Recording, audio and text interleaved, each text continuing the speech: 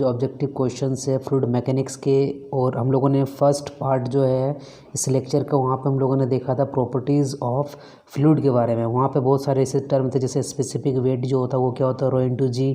Specific gravity क्या होता है वो समझे थे कि ये जो होता है ये रेशियो ऑफ डेंसिटी ऑफ किसी भी लिक्विड अपॉन डेंसिटी ऑफ आपका जो H2O होता है उसका रेशियो को बोल देते हैं स्पेसिफिक ग्रेविटी, जिसमें आपका स्पेसिफिक ग्रेविटी जो वाटर के लिए था 1 था और मरकरी के लिए 13.6 था। फिर हम लोगों ने वहाँ पे देखा था सरफेस टेंशन जो होता है आपका सिग्मा F/L होता है, जिसका यूनिट होता है न्यूटन पर मीटर, ये यूनिट भी पूछा जाता है। फिर हम लोगों ने समझा था विस्कोसिटी के यूनिट के बारे में देखा था, न्यूटन लॉ ऑफ विस्कोसिटी से हम लोग μ इंटू आपका du/dy, जहाँ पे du/dy को बोलते हैं क्या, वेलोसिटी ग्रेडियंट बोलते हैं। तो ये बोला भी जाता है कि जो शियर स्ट्रेस होता है किसके प्रोपोर्शनल होता है, ये directly proportional to rate of shear strain होता है। फिर क्वेश्चन ये भी आता है कि जो बबल्स होते हैं रेन बारिश के टाइम, तो स्फेरिकल शेप में क्यों होते हैं, ये ड्यू टू सरफेस टेंशन के कारण होते हैं। और सरफेस टेंशन का जो मेन कॉज होता है वो कौन सा बॉन्ड के कारण होता है ना, कोहेजेंट बॉन्ड के कारण होता है। कोहेजेंट मतलब जिसमें सेम काइंड ऑफ मॉलिक्यूल्स के बॉन्ड होते हैं। जैसे कि अगर वाटर मॉलिक्यूल्स के बीच में बॉन्ड है तो कैसा बॉन्ड होगा, कोहेसिव बॉन्ड या कोहेजेंट बॉन्ड होगा। और डिफरेंट काइंड ऑफ मॉलिक्यूल्स के बीच में जो बॉन्ड होता है उसको बोलते हैं क्या, एडहेजेंट या एडेसिव बॉन्ड बोलते हैं। ठीक है, तो कोहेजेंट प्लस एडेजेंट बॉन्ड का जो इफेक्ट होता है, ये हम लोगों जो दोनों का इफेक्ट होता है उससे क्या निकल कर आया था, कंसेप्ट कैपिलरिटी इफेक्ट हम लोगों ने देखा था। कैपिलरिटी राइज और फॉल के लिए हाइट का फॉर्मूला भी था, जिसमें हम लोग height H=4 sigma cos theta upon ρg/d, ये हम लोगों ने वहाँ पे देखा था। फिर ये भी देखा था कि जो बल्क मॉडुलस होता है ये क्या होता है, it is the ratio change in pressure upon volumetric strain, मतलब change in volume upon original volume होता है। और जो बल्क मॉडुलस का जो रेसिप्रोकल होता है, मतलब 1/k जो होता है, इसको बोलते हैं क्या, कंप्रेसिबिलिटी बोलते हैं। तो ये सारा चीज़ हम लोगों ने पार्ट 1 में डिस्कस किया था, उसका लिंक आपको वीडियो के नीचे मिल जाएगा, वहाँ से आप लोग जाकर देख सकते हो। तो सेकंड लेक्चर हम लोग डिस्कस करने वाला क्वेश्चन नंबर 26 क्या बोलता है कि the surface tension of mercury at lower temperature is. तो लोअर टेम्परेचर में जो सरफेस टेंशन होगा मरकरी का वो कितना होगा। तो हमें पता है कि सरफेस टेंशन सिग्मा इक्वल होता है फोर्स पर यूनिट लेंथ होता है। तो सरफेस टेंशन जो मरकरी का होगा वो ज़्यादा होता है किससे, वाटर का कंपेरिजन में। और the unit of surface tension क्या होता है, ये होता है आपका न्यूटन पर मीटर होगा। ठीक है, ये न्यूटन पर मीटर हो गया। कभी कभी आपको यहाँ पे दिया हुआ रहेगा जूल पर आपका जूल क्या होता है, Newton per metre, Newton metre जो होता है जूल पर मीटर स्क्वायर रहेगा। ठीक है, तो जूल को बोलते हैं newton metre upon metre square. तो एक मीटर इसमें कैंसिल हो जाएगा, तो ये निकल कर आ गया न्यूटन पर मीटर। तो इस तरीके से भी दे सकता है। ठीक है, नेक्स्ट क्वेश्चन नंबर 28 क्या था, viscosity of liquid is due to cohesion of its particle. Liquid का पूछा तो लिक्विड में जो विस्कोसिटी का जो मेन रीज़न होता है ये कोहेजन बॉन्ड के कारण ही होता है। कोहेजन बॉन्ड या तो सेम काइंड ऑफ मॉलिक्यूल्स के बीच में जो बॉन्ड होता है। ठीक है, तो ये लिक्विड में होता है। तो गैसेस का जो मेन रीज़न होता है, गैसेस में जो मेन रीज़न होता है वो रैंडमनेस ऑफ मॉलिक्यूल्स। रैंडमनेस मतलब कि किसी भी दिशा में भागने के कारण मॉलिक्यूल्स जब वो आपस में एक दूसरे के में टकराते हैं तब जो उनका मोशन होता है उसमें उनका रेजिस्टेंस ऑफर होता है, उसको हम वहाँ पे विस्कोसिटी बता देते हैं। ठीक है, तो इसका आंसर हो जाएगा क्या, ए हो जाएगा। 29 क्या है, द विस्कोसिटी ऑफ लिक्विड जो होता है ये अगर मान लो कोई वेसल है, ठीक है, उसमें कोई हॉल है, तो उसमें से अगर मान लो लिक्विड अगर फ्लो कर रहा था, क्या विस्कोसिटी उस पर इफेक्ट करेगा, जी हाँ। अगर विस्कोसिटी लिक्विड का जितना ज़्यादा रहेगा तो वहाँ पे जो प्रवाह होगा लिक्विड का बहुत ही कम होगा, और अगर विस्कोसिटी बहुत ही कम रहेगा तो ज़्यादा रहेगा। मान लो इस वेसल में अगर मरकरी भरा हुआ रहता है और दूसरे जो वेसल है ना उसमें H2O भरा हुआ है, तो H2O का देखना प्रवाह जो है फ्लो जो है ज़्यादा रहेगा। क्यों, because the viscosity of mercury H2O is less than mercury से विस्कोसिटी जो होता है H2O का वो कम होता है और मरकरी का ज़्यादा होता है। ठीक है, the viscosity of water is, तो अभी मैंने बताया ये जो विस्कोसिटी ऑफ वाटर होता है ये जो होता है lower than that of mercury. तो विस्कोसिटी अगर कम रहेगा मतलब जो फ्लूइड जब फ्लो करेगा तो उसमें जो रेजिस्टेंस आएगा पीछे की तरफ वो क्या होगा, वो कम होगा। तो फ्लूइड क्या होगा, बहुत ही तेज़ी से आगे की ओर भागेगा।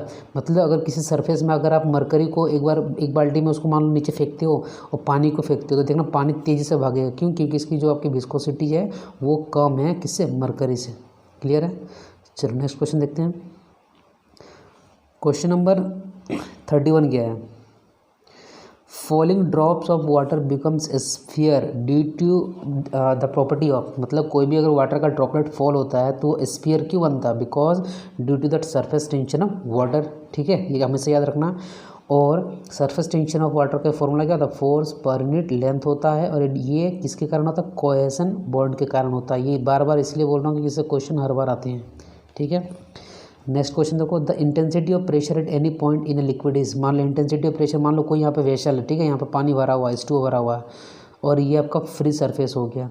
तो मान लो यहाँ पे कोई एक मॉलिक्यूल उठा लिए, कहाँ पे, H हाइट के, मतलब सरफेस से H हाइट पर।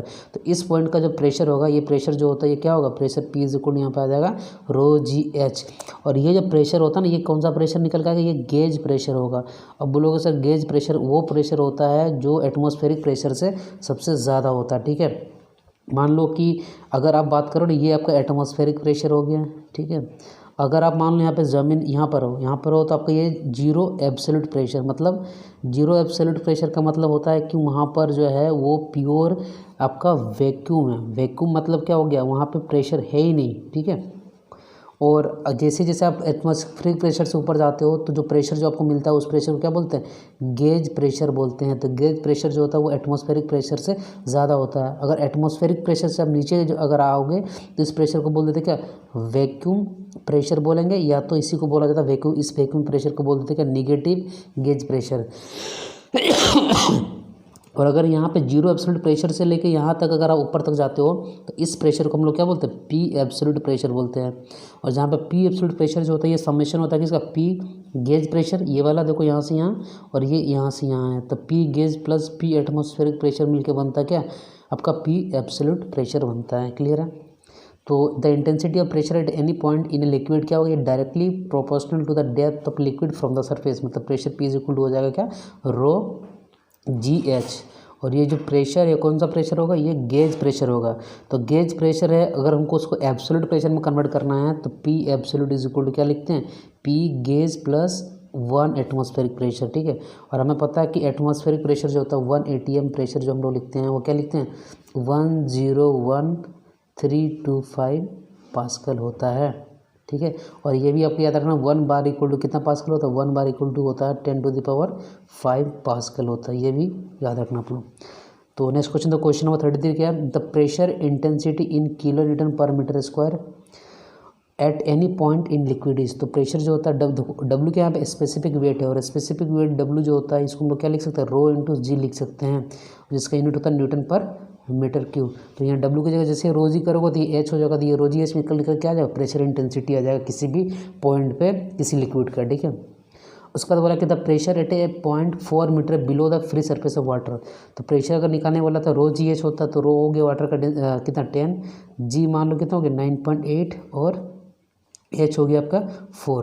तो यहाँ 10⁻³ है तो इसको किलो में कन्वर्ट करेंगे तो ये मान लो यहाँ पे 10⁻³ हट जाएगा, 9.8 × 4 मतलब ये अप्रोक्सीमेट 40 के आसपास आएगा, जिसका आंसर सी हो जाएगा।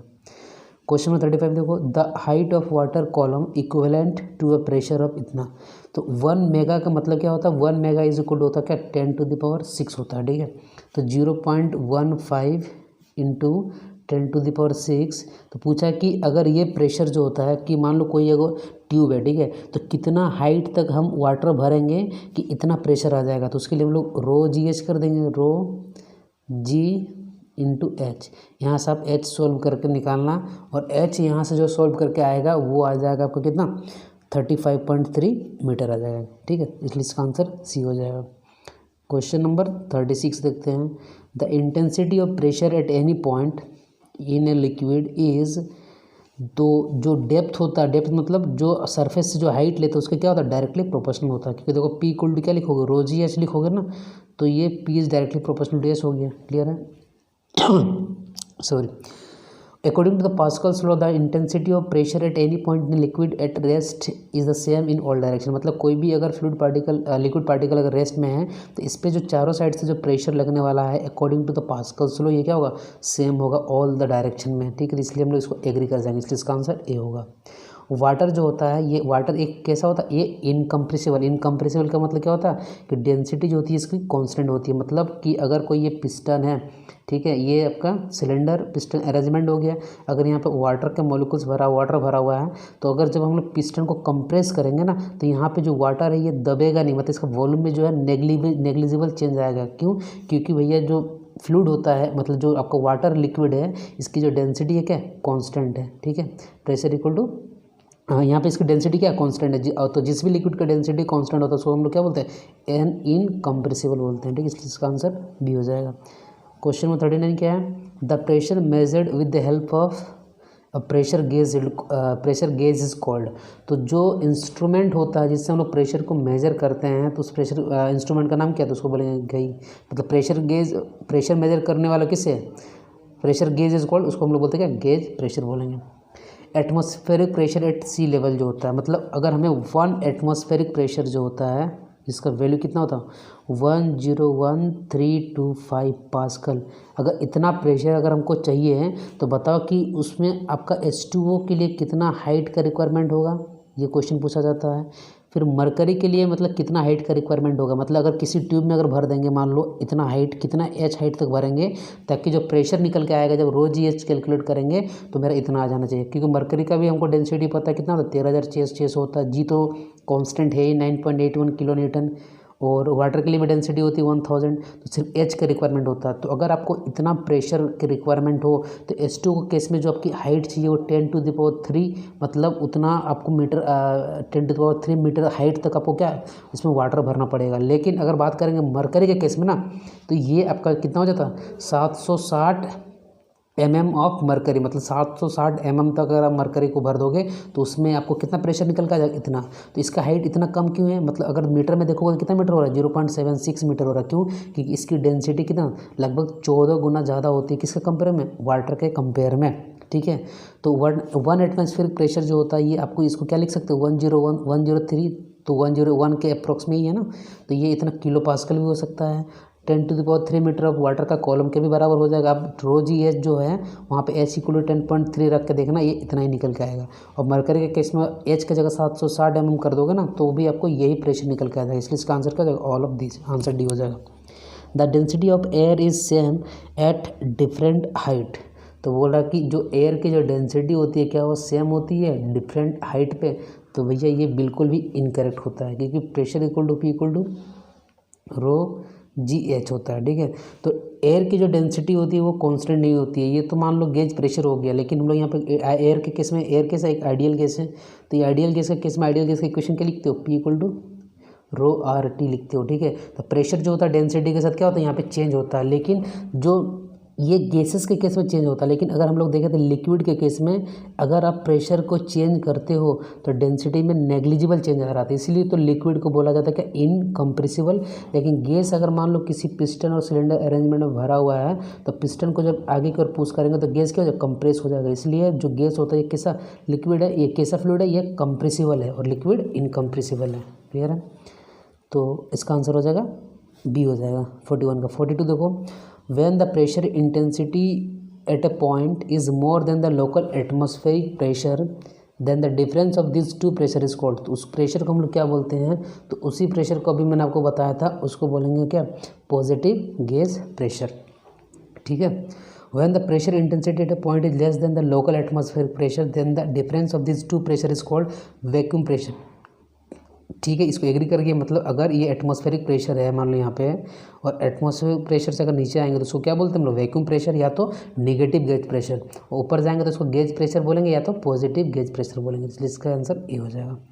क्वेश्चन नंबर 44 देखो, the vacuum pressure is always the negative gauge pressure, तो ये भी सही है आपका। 44 का आंसर क्या हो जाएगा, ए हो जाएगा, कि जो आपका नेगेटिव गेज प्रेशर होता है ना उसी को बोलते हैं क्या, आपका होता है वैक्यूम प्रेशर होता है।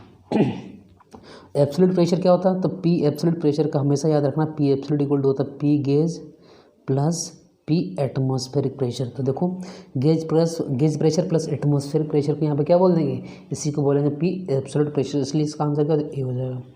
नेक्स्ट क्वेश्चन क्या 46 देखो, the pressure less than atmospheric pressure is called, तो उसको हम लोग क्या बोलते हैं, वैक्यूम प्रेशर बोल सकते हैं, सक्शन प्रेशर भी बोल सकते हैं, नेगेटिव गेज प्रेशर भी बोल सकते हैं। So that the answer of question number 46 will be D, all of this होगा। क्लियर है।